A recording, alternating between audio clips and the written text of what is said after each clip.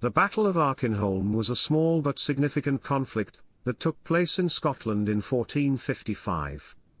It was fought between the supporters of King James II of Scotland and the Black Douglases, a powerful aristocratic family that had previously held a great deal of influence in the country.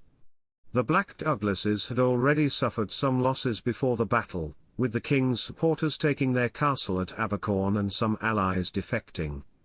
The head of the family, James Douglas, Earl of Douglas, had gone to England to seek support, but his three younger brothers were at the battle. There is some uncertainty about the leadership of the royal army.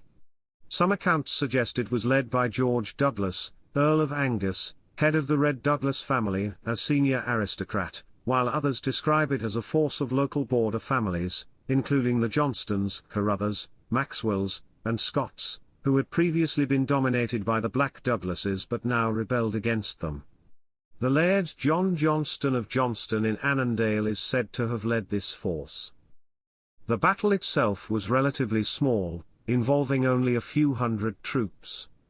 Of the three Douglas brothers, Archibald Douglas, Earl of Moray, was killed and his head presented to the king. Hugh Douglas, Earl of Ormond, was captured and executed shortly afterwards, and John Douglas, Lord of Balvenie, escaped to England. The aftermath of the battle saw the Black Douglases attainted, with the last few castles held by them falling and the family ceasing to be a significant force in Scotland.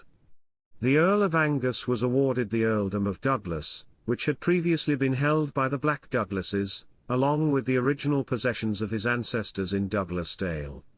Thomas Carruthers, the second son of John Carruthers, received a charter for the lands of Corrie in recognition of his services at the Battle of Arkinholm. These lands had been forfeited from George Corrie due to his involvement in the Albany Douglas invasion.